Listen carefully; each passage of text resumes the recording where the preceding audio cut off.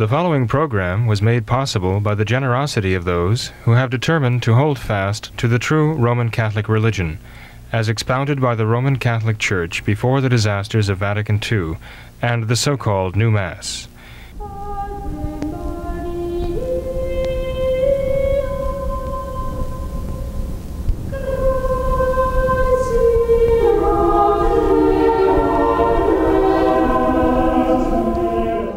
Hello and welcome to What Catholics Believe. I'm your host, Thomas Nagley, and with me tonight is Father William Jenkins from the Society of St. Pius V, and pastor of Immaculate Conception Church in Norwood, Ohio. Hello, Father. Hello, Tom. Father, let's pick up where we left off last time and begin with this correctio issued to Francis recently. I believe you have some more information there that you'd like to give us concerning this. Well, only that it seems to be going forward in the sense that people are expressing more and more interest. I just heard from a reliable source that the original 62 signers now have more than doubled to 160-something signers. Supposedly, they're now using the word scholars. Some priests, some laymen. Bishop Fillet of the Society of St. Pius X has signed the document, which essentially accuses Francis of propagating heresies. They say in the correctio that they do not pretend to decide whether or not he's doing this willingly and aware, with deliberation or not, but they're bringing it to his attention and they're asking that he correct the heresies that he is spreading. In fact, the title is very interesting because it's De heresibus propagatis. In other words, heresies that have been propagated and therefore continuing to be propagated by Francis. They want him to retract them or to correct them. No word from him yet, although others in the Novus Ordo Church have actually attacked those who are making this correction as signatories to the correction of Francis. The odd thing is, there were 4 cardinals who presented their dubia, their doubts or their questions to Francis about his teachings in Amoris Laetitia, that apostolic exhortation Francis put out. But it's not those cardinals, 2 of whom have died now. It's not the cardinals that have actually followed through on this correctio. It is basically this group of, lay teachers and some traditional priests and some traditional-minded, as it were, Novus Ordo priests throughout the world. So it's kind of curious. I mentioned Rorati Chile website, talking about those who might dismiss this effort as being of no consequence. And I mentioned at the end of the last program, I thought it was of some consequence, if only because what the author of Rorati Chile says, that this is the beginning of a process, and might be a long process, but the ultimate outcome of the process would be not just a theological, shall we say, correction for Francis's heresies, but an actual canonical addressing. That has to do with penalties, that has to do with practical decisions about what do we do with a pope in their own mind who is a heretic, who is actually a heretic who doesn't correct his heresies. This is a remarkable development, I think, from those who in the past have spoken against sedevacantist and sedevacantism, just in principle, just ruled it out and been resolute against it, kind of opening up the idea that there could be canonical consequences to a pope preaching heresies. I thought it was an interesting introduction of that idea on their part, acknowledging the possibility that there could be canonical consequences. And it says, for those who have the mandate to act on this. So it even implies there are those who have a power to impose canonical consequences on a heretical pontiff, So I think it's an interesting development. The fact that there are another 100 people evidently who signed on. And I think you're going to find that in the course of time, as more and more people read this document, those who have the capacity, the theological background and so on, to understand what is being addressed here, and saying, yes, these propositions of Francis are heretical. As the people who sign on are actually saying that. They're saying that these propositions of Francis are heretical, and he must correct them, which is an interesting development, I'd say, in the Novus Ordo Church. I think it's as though they're beginning to, as I mentioned last time, understand the gravity of the situation in the Novus Ordo with Francis.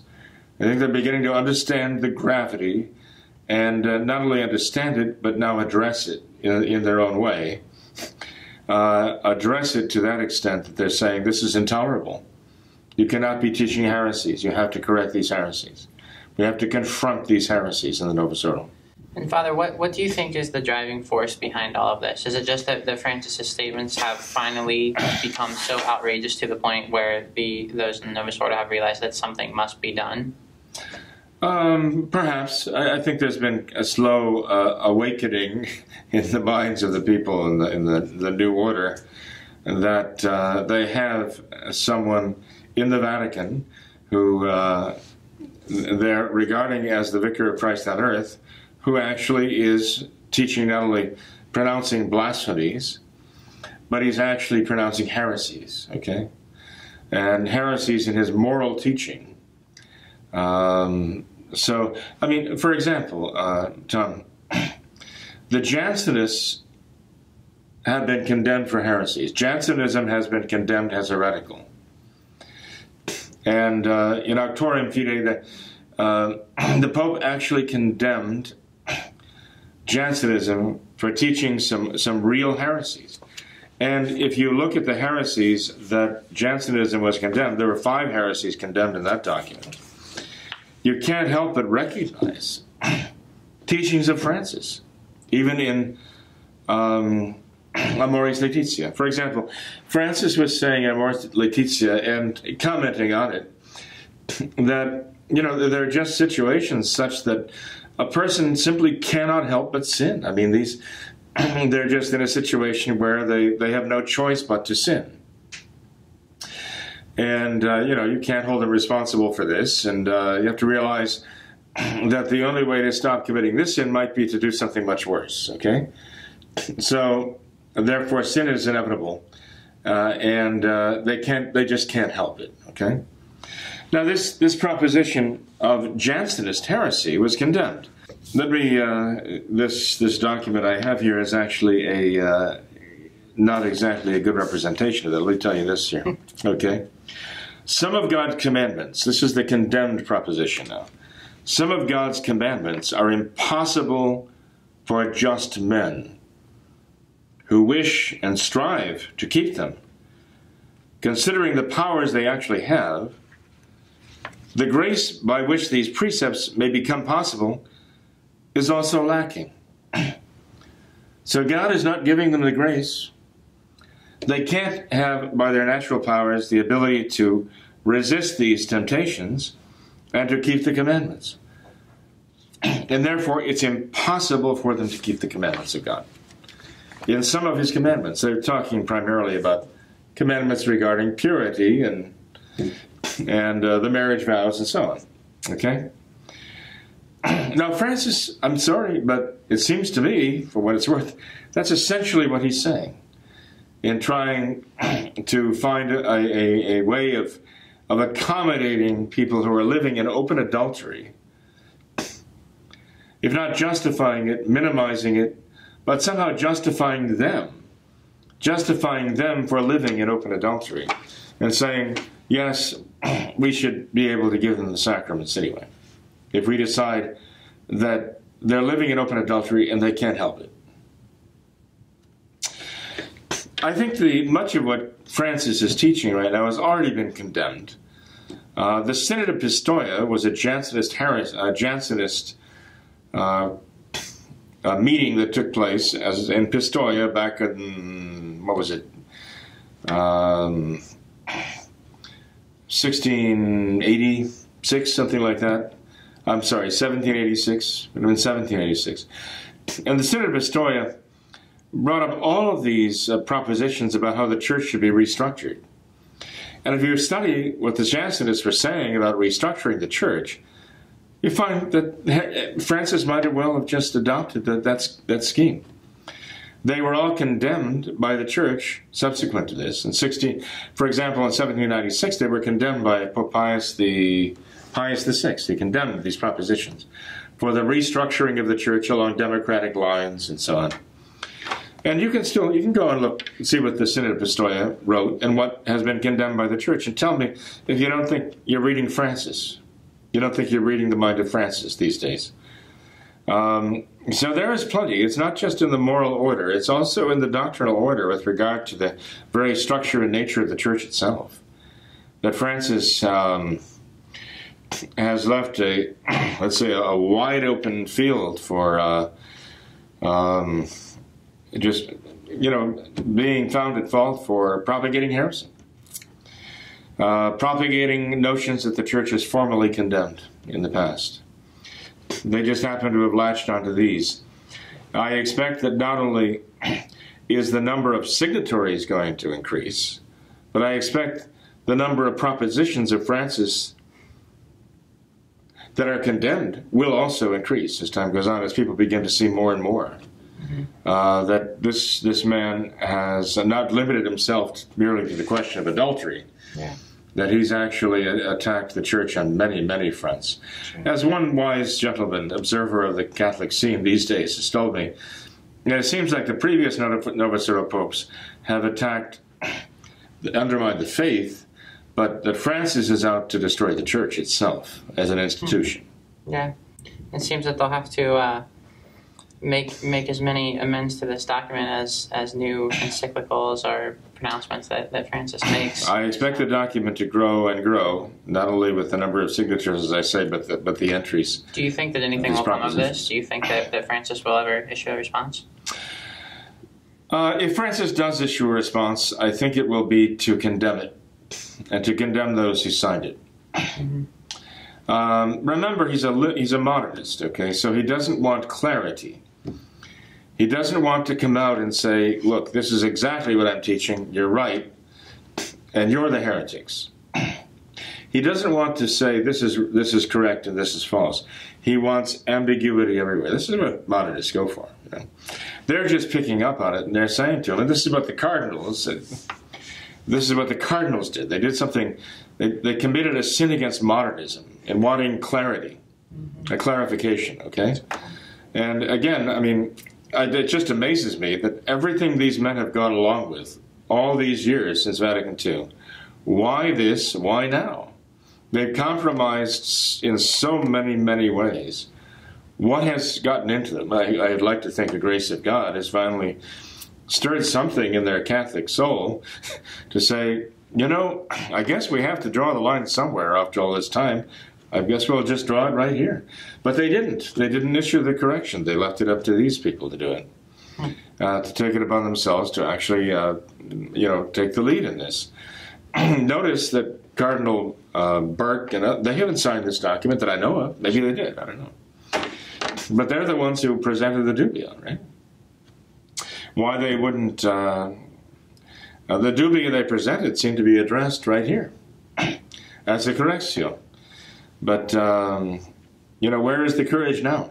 I don't know, But I do believe that there is going to be an impact. I don't think it's an insignificant thing. I think it's, whether it's a great turning point, I don't know. Again, if Francis responds to it and they back down, well, obviously that's not good. But the point is, I think it is a statement. It's like a shot across the bow of the Novus Ordo battleship, which is not the bark of Peter. The Novus Ordo, the modernist battleship cannot be, because the modernism is not the Catholic faith. It is the antithesis of the Catholic faith. So we have to get that straight. I think it's a shot across the bow of the Novus Ordo, led by Francis, that this is not acceptable. And I'd like to think that many people who have been trying to ignore the gravity of the problem are now going to be confronted by it. and really take serious stock about what's going on with this new order of religion, this new spiritual order they're imposing, and realize where it's leading and saying, this I cannot do. I cannot follow this. This is wrong. This is not Catholic. That's my hope. Well, we'll definitely continue to monitor the situation, keep our viewers updated there. Okay. If we could, Father, I'd like to get into a few emails that we have here. We actually had a couple separate emails dealing with this topic of racial diversity or multiculturalism and racism, things along that line. So this one question here from a viewer asks if it's a sin to oppose racial diversity and multiculturalism. They say that I see no benefit in it and only harm. I know that different races of people build vastly different societies. A study from the Pew Research Center in 2015 suggests that by 2065, for every black man, there will be 2 whites, 3 Hispanics, and 4 Asians, thereby reducing whites to a mere 25% of the total population. To me, this is a tragic disaster because no other race of people will be able to preserve our societies, and yet I feel guilty in believing this. Is it a sin to oppose this trend by being racially conscious and building exclusively white communities without the use of violence? I'm not exactly sure where this writer is coming from. Maybe you are. I'm not.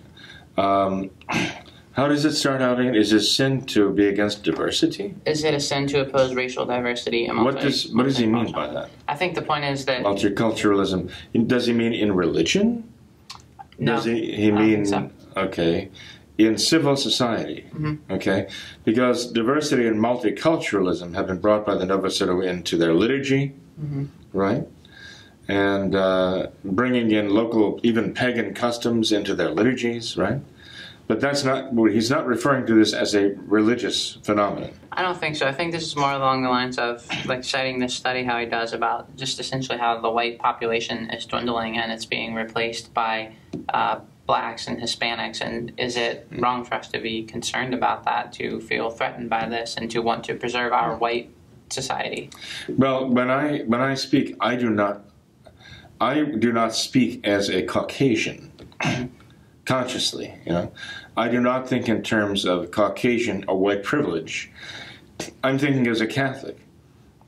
And I have much more in common with a true Catholic black or Hispanic Asian than I have with an Irish, Monsignor McGillicuddy who's embraced the Novus Ordo. I can talk to a traditional Catholic, black, Hispanic, white, Asian, or anyone else, and understand them, and they can understand me about what's important to me, the love of our Lord, love of God, following the commandments of God, all the things that mean the most to me, better than I can talk to a Monsignor McGillicuddy who's embraced the Novus Ordo. The Catholic Church believes in true diversity. I mean, this diversity they're talking about right now is a sham and a fraud. When they're talking about diversity, what they're talking about is break up this European Christian civilization. That's their whole point. That's what it's really all about. They slam Christian civilization and they bring in these other, often pagan cultures and glorify them at the expense of Christian culture, and basically want to use them as battering rams to destroy what you might call, the cohesiveness or even the monolith of traditional Catholic culture, Christendom, what you and I would know as Christendom. That's what they're really targeting here. I don't think they've made a great secret about it. It seems very obvious. They use the word diversity and they glorify this as though it were some kind of, great truth that has been lost on mankind until the liberals have discovered it. But the fact is, if you look back in Catholic history, you find it's the Catholic Church that sent the missionaries out. Now they want to, of course, the liberals want to portray that as being conquest, because they went out with the conquistadores.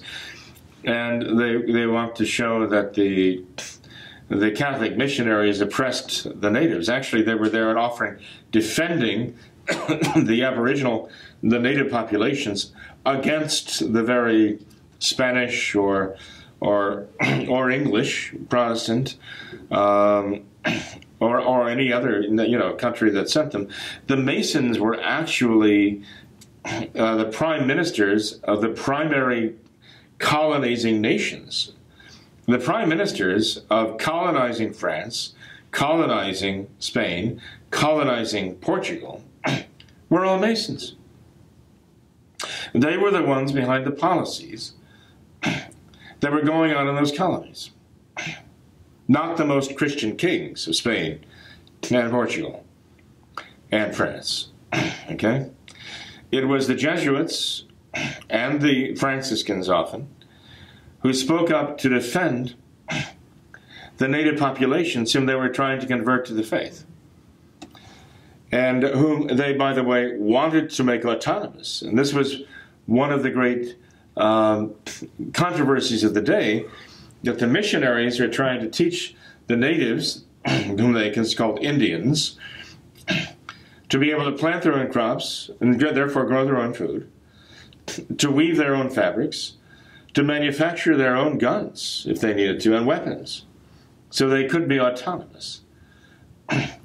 But the ministers of the governments of France and Spain and Portugal were determined to keep those people enslaved as colonists and as sources of wealth to feed the crown. Okay,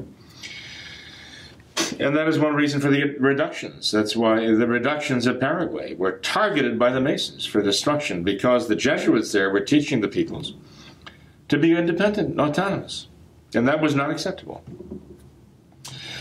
So as far as multiculturalism, yes, the missionaries brought the culture of Christian Europe to these people, but the only culture of the people that they tried to get them to give up were the pagan aspects of their culture, the worship of false gods. We have to remember that the native peoples in these areas were in fact worshiping demons, and they were worshiping in exactly the right way, the way you would worship a demon. You worship them by sins. By what kind of sins? Murder, putting to death the peoples you subjugated in your empire, like the Aztecs are famous for this, with the temple to their hummingbird god, smashing open the chests of those they had conquered, and those whom they continued to demand tribute from, those subject peoples. Smashing open their chests and ripping their hearts out. This was a way of life for them. This was their culture. Okay? There were hundreds of, if not thousands of native peoples from the area, what we now know as Mexico, who joined the conquistadors to overthrow the tyranny of the Aztecs. It wasn't just Cortez with a few hundred of his soldiers, some of whom got eaten by the Aztecs. No, he was backed up by, for every European he brought with him, there might have been 1,000, not 1,000, but there might have been well over 100 natives there in the area who were actually hoping that he would overthrow the Aztec Empire, because they had not been able to do so. And the Aztecs had been demanding tribute of their, not only their gold and their whatever other wealth they had, but their children, demanding them for sacrifice, for human sacrifice.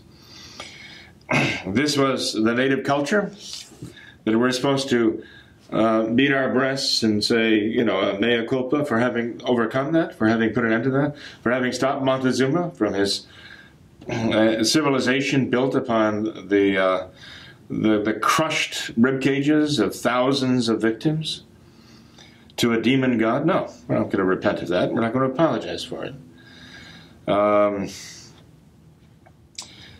It's actually one of the glories of the church. We succeeded in overcoming and putting an end to that.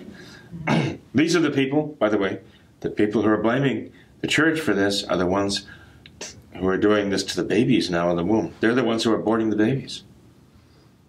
They've killed many more people.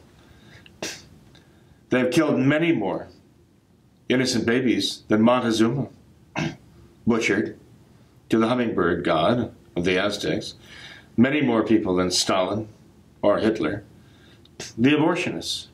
And they have the nerve to press for so-called multiculturalism. I can see why they'd want to bring back multiculturalism. Yeah, let's bring back Montezuma. Let's bring back all the murderous regimes we can, and all their devil worship, because this is how, let's face it, this is how they make their living. They glory in this, okay? I'm sorry, but it's true. It's a form of devil worship. It all goes back to that, demon worship. So in any case, Tom, if that's what you mean by multiculturalism, we want no part of it. If that's what they mean by diversity, we want no part of it. We've got to oppose that. Like the missionaries who first went out into the world and had to deal with this kind of thing. If we have to apologize for putting clothes on people who are walking around in the middle of winter covered with nothing but mud to keep them warm, and that's what the natives out in California were doing. Some of the Indian tribes out in California went around in their birthday suits when it was warm weather, and then when the cold weather hit, they just slathered themselves with mud. Now, do we want to bring that back? Yeah, some of them would. They'd love to bring that back. Why? It's perfectly natural to do that, you know? But I'll tell you, when human beings fall into the worship of demons, they don't just become animals, they become demons. They act like demons because they have souls. And a human being, a fallen human being, cannot simply live like an animal. A corrupt human being becomes like the devil he worships. Falls into demonism and becomes one of them, okay? And his cruelty and his savagery, okay? And does things that no animal would do to another animal. Loving to see the suffering and the anguish and misery of their enemies. This is the thing that the Catholic missionaries went out to overcome, and they did very well, often at the expense of their own lives. Mm-hmm. We're not going to apologize for that to these people, no way. So you shouldn't, in answer to our writer here, you shouldn't feel bad if you say that, if that's what they mean by multiculturalism, I want nothing to do with it. I'll do everything I can to oppose it. On the other hand, if they're talking about multiculturalism, accepting the legitimate and honest and good, like the Romans, there's much of Roman culture and much of Greek culture that is independent of their worship of false gods. Practices that are very natural and very acceptable to us, you know, that we can accept, you know. There was a Christian humanism and an anti-Christian humanism that you know was rife during the Renaissance. And the Christian humanism glorified what was truly human, even according to human nature as God created it. Now that's true multiculturalism there. And so we find there are many things. I mean, you can't find, I think, a multiculturalism so universally accepted as at the table. When it comes to the diversity of cuisine, I mean, let's face it. We love to experiment. We love to take part in the foods that are enjoyed, were developed by peoples of the world. I mean, we find this quite wonderful. That kind of multiculturalism is fine. The fashions, insofar as they're modest, they can be very charming, you know, and other aspects of their culture that can be very innocent and actually, yes, are worthy of not necessarily want to incorporate them into liturgy, the worship of God, right? That's not necessarily the point here. But if the resistance to these legitimate and honest and worthy customs of peoples are opposed because of a certain malice against those people, just because of their heritage, that is wrong. The Church has always condemned that as sinful, okay? Insofar as we condemn of a culture, whether it be even our own culture, we might say, now we have the abortion culture. Okay, well, if that's ours, I condemn that, you know? There are things of our own culture that are opposed to our faith that we need to condemn. So anything that is contrary to our faith, anything that is contrary to God's will, as manifested to us through our faith, we have to oppose, whether it be part of other people's cultures or our own culture. We need to stand for our Lord Jesus Christ. That's the important thing here. Father, as Americans, though, should we be concerned that our country and our culture is being overtaken by so many other types of cultures? And you know how America is referred to as a great melting pot. Mm-hmm. What about those who say that the melting pot is overflowing, that our nation is now becoming so divided because we have so many different cultures that we're trying to mix together, and it's just not working anymore? Well, Tom, those people who see that are recognizing that there's a war going on, and we're under attack, and the whole purpose is to destroy, as I say, Western Christian civilization. That's what this is all about. It's not just happening in America, it's happening all over Europe right now. Why? Precisely because any traces of Western Christian civilization must be destroyed by watering them down and drowning them in this multicultural pot that they're creating here. And yeah, it is something that is it is part of the anti-Christian warfare going on right now. Mm-hmm. To destroy even the vestiges of Christian civilization. That's my point. That we have to oppose, to fight for it. Who is doing this? The one-worlders. You know why? For the same reason the Roman Empire would not accept Christ. At the same time, the Roman Empire was incorporating all these different gods of all these conquered peoples into their pantheon. They would never accept Christ. I understand, this is what I was told, I believe it's true, I haven't seen any evidence to the contrary, that for a new god to be added to the Roman roster of gods, that god had to be sort of voted in by the Roman Senate to be made legal, so that the homage to that god would be considered to be acceptable and legal in the Roman Empire. But the Roman Senate would never vote to legalize Christianity, because Christ taught that all these other gods are devils. There are no other gods. There's only one true God. And that they would never approve Christianity, because Christ does not accept. He's not just one of many gods. There was no way to incorporate them into a pantheon. It's a one true God. They didn't have room for the one true God. They had room for all these other devils they worshiped, but not for him. It makes perfect sense, doesn't it? So all that time, 10 great persecutions, but even when the persecutions were not active, or as active as the great persecutions, Christianity was still always illegal in the empire. Even it wasn't being persecuted actively by emperors or magistrates. It was always illegal, until Constantine, by the Edict of Milan, actually made it legal, declared it to be legal, to be a Christian. Took all that time, 250 years or so. So in any case, they can bring in all these other pagan cultures because they're so ecumenical. Oh, you got another god? Great. Got plenty of room here. We'll just put another picture up on the wall, or, another niche. Plenty of room. Hey, in hell, they got plenty of room down there, But there's no room for Christ in that scenario. And that's why they have to get rid of him. That's why the mission of Voltaire, as he himself expressed it, was to erase the very memory of Christ and Christianity, because he doesn't fit in the world, he doesn't fit into the hell they want to create here.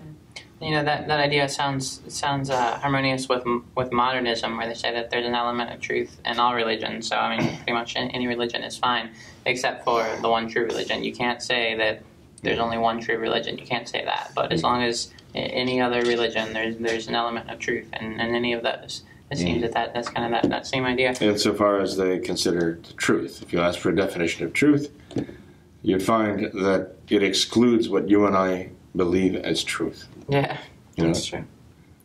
That's true. That's true. If we could, Father, one more quick question. We had a viewer who wrote an email asking for advice on how to deal with those who have some kind of racism or some kind of bias or prejudice against certain, whether it be a race or certain ethnicities. We had a particular writer say that they encounter this among even their traditional Catholic friends, where some of them will kind of they'll refer to black people using the N-word. They'll say how they don't want to go to a specific type of doctor, maybe an Indian doctor. They don't want to go to them. They would rather find a white doctor, something like that. And this viewer said that they have tried to approach these people charitably, tried to kind of open their eyes to what they're doing, all to no avail. So would you have any advice for someone like that? Well, insofar as somebody might say, I feel more comfortable going to, or I think I can communicate better with, somebody of my own ethnicity or whatever. Well, okay, that's a person. That doesn't indicate any animosity toward some of the other races. Just say I feel more comfortable with that, okay? But insofar as in principle they say I will not go to a doctor, I will not sell to, or I will not buy from someone just because he's of a different color, his skin is of a different color, or whatever, that's not right. That is wrong. That prejudice is there. And, our Lord, look, the church herself has set the example through all the years. Look at the work of the missionaries she sent out. Look at how they went throughout the world.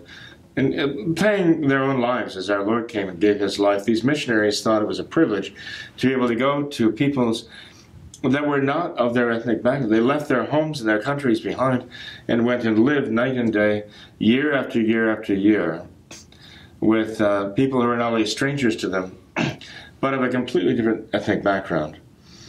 And they learned the legitimate customs of theirs.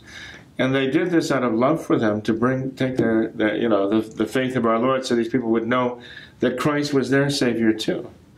That Christ is as much the Savior of someone in the Congo as someone in Iceland, as someone in Manhattan or in Ohio. And this is the mentality of the Catholic Church. That's why it's the Catholic Church. It's the church for all mankind, regardless of their race. That we all have that common father in Adam, and they wanted to give all of them the common father also in Abraham, the father in faith, who believed in the Messiah and the Redeemer, right? Through whom the Messiah and the Redeemer was born. This is the Messiah, the Redeemer of all mankind. And this is what the mentality a Catholic has to really be a Catholic.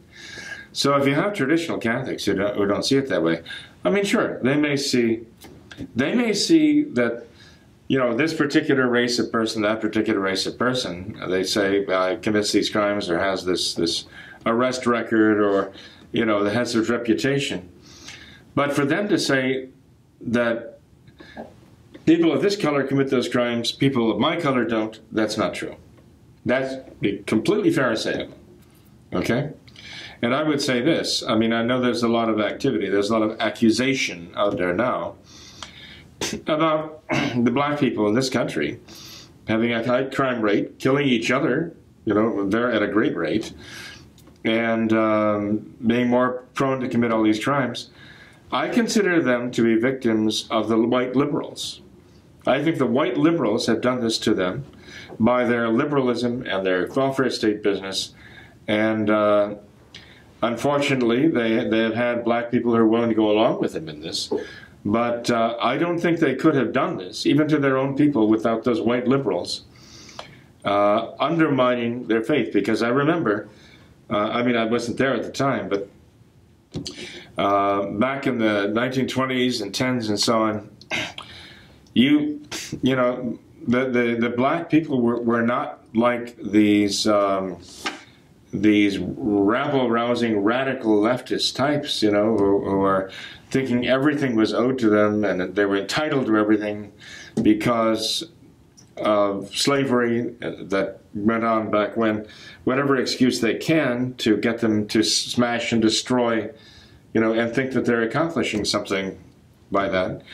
And I still, as I travel, I find that some of the most respectful, thoughtful people I encounter are black people.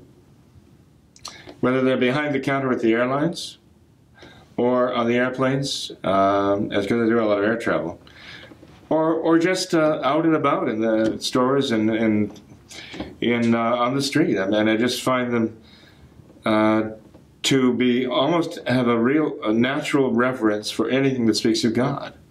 And I can see why the missionaries wanted to go to them.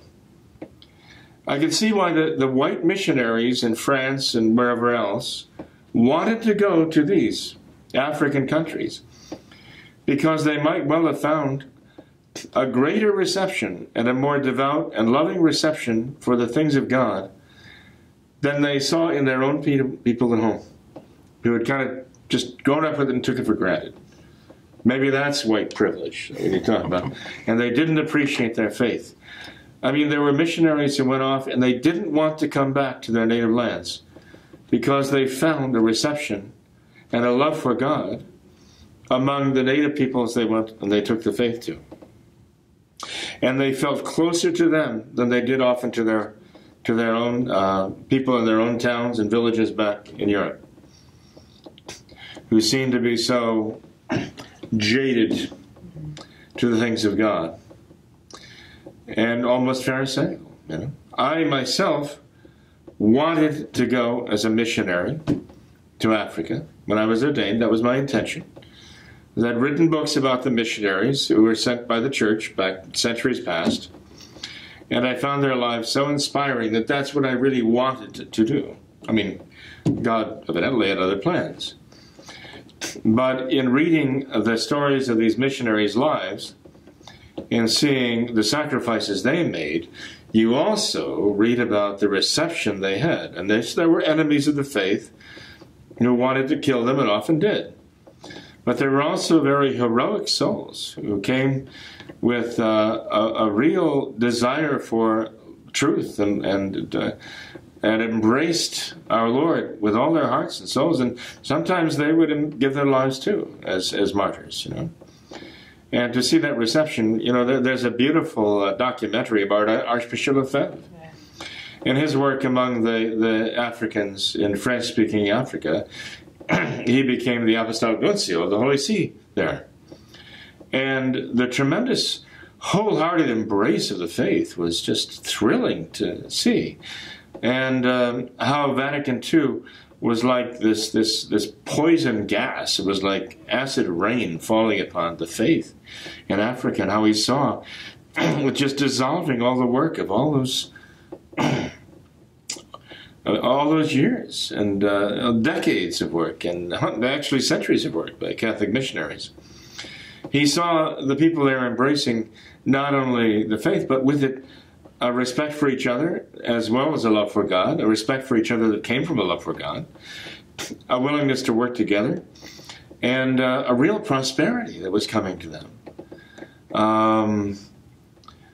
But, of course, he saw the enemies of that at work, too, you know, there in Africa, but also back in the Vatican. It was Vatican II. He saw that. That's one of the things that moved him to take the stand he did, because he thought, in a sense, he was defending them, the peoples who had come to Christ to believe and love Christ because of the work of these missionaries.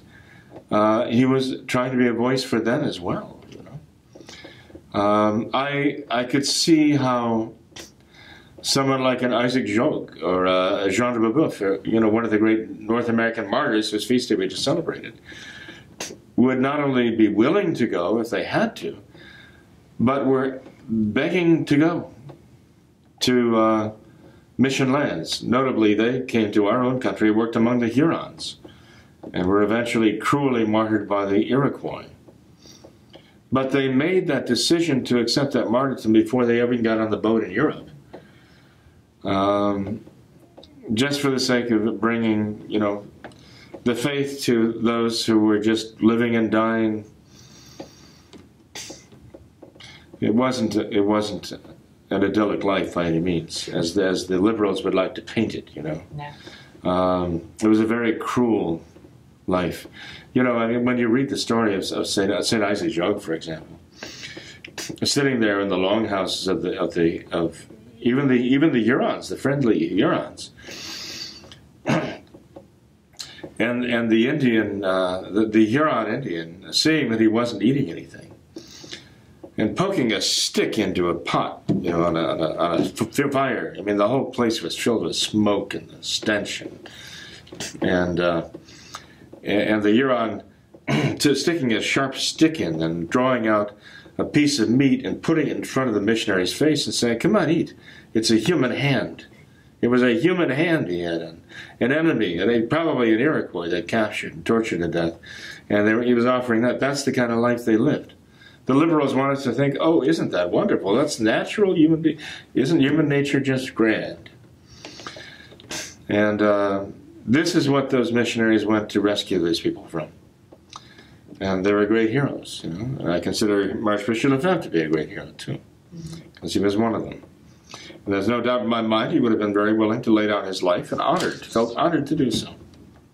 Well, God evidently didn't want me to have that honor yet, so we'll see.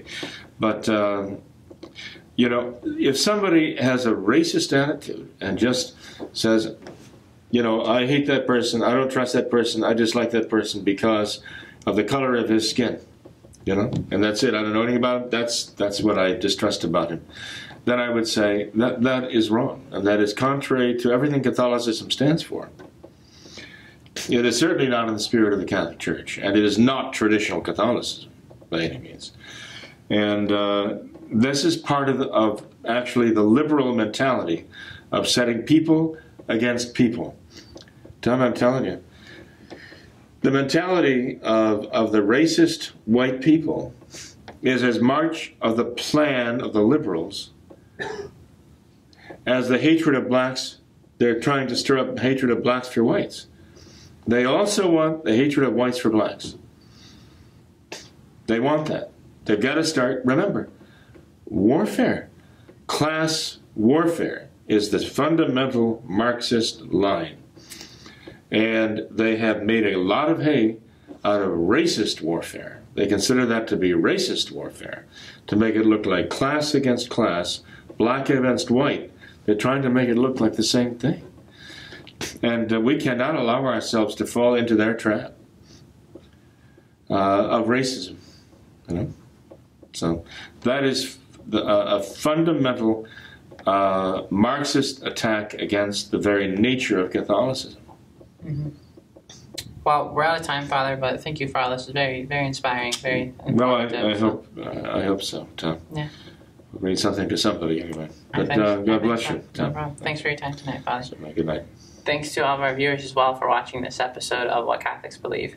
Until next time, we ask that you all remember the words of Our Lady at Fatima, to consecrate yourselves and your families to the Immaculate Heart of Mary, and to pray and do penance. Thank you, and God bless you.